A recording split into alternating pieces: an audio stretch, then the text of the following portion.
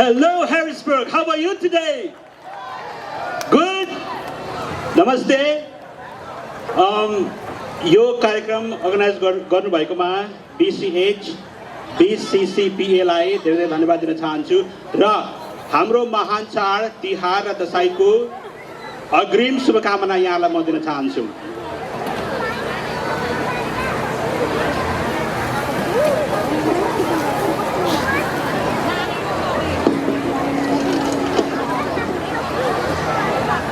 It is an extraordinary honor to stand before you today, not just as a representative, not just as a former Bhutanese refugee, but as a proud American and a great son of two homelands.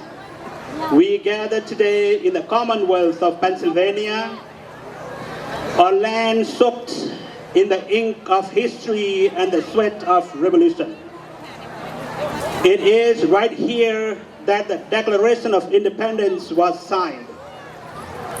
Right here where a new idea of liberty took its first bold breath. We may not have been there when John Adams and Thomas Jefferson declared independence. We may not have marched with the Minutemen in 1776.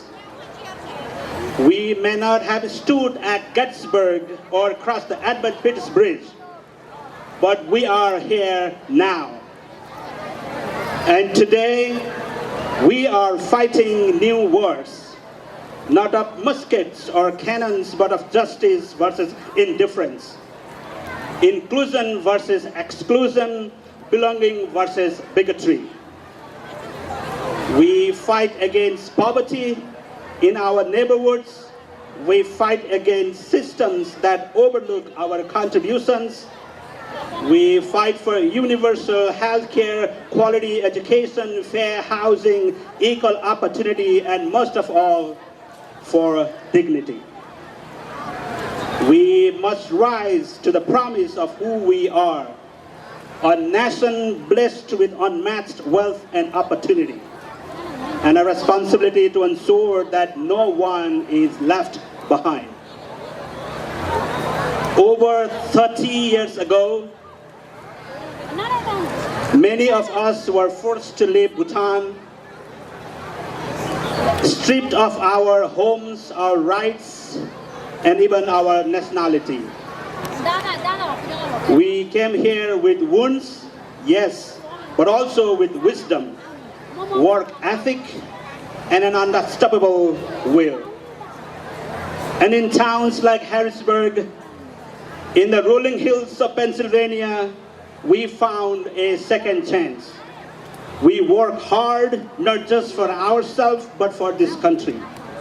We took on the night shifts. We never ever say no to weekends. We cleaned the hospitals. We cared for the elderly. We grew small businesses from nothing, and we raised our children to respect this land as their own, because it is.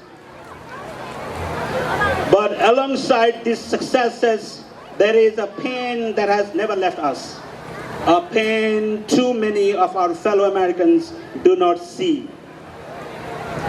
Many Buddhist Americans live in chronic family separation. When we were expelled, we left behind children, siblings, parents, and grandparents.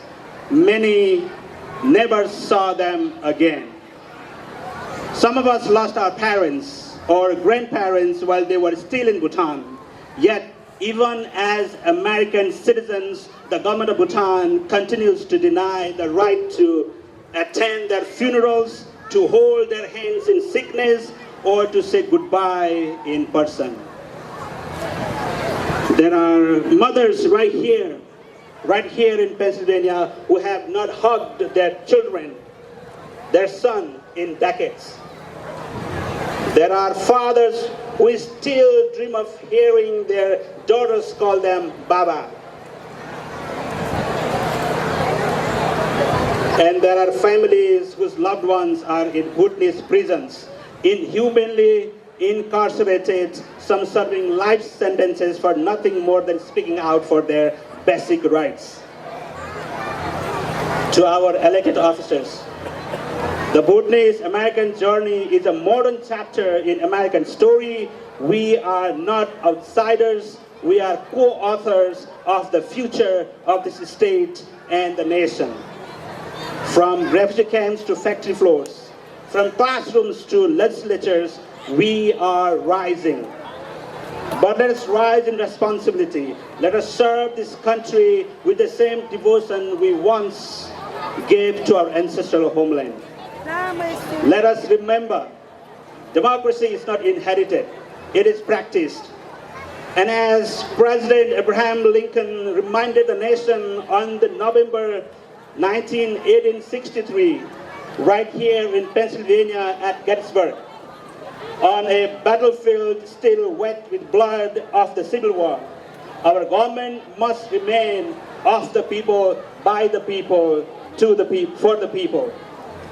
He spoke those words not the time of ease, but the time when the very survival of the Union and the future of freedom were in doubt.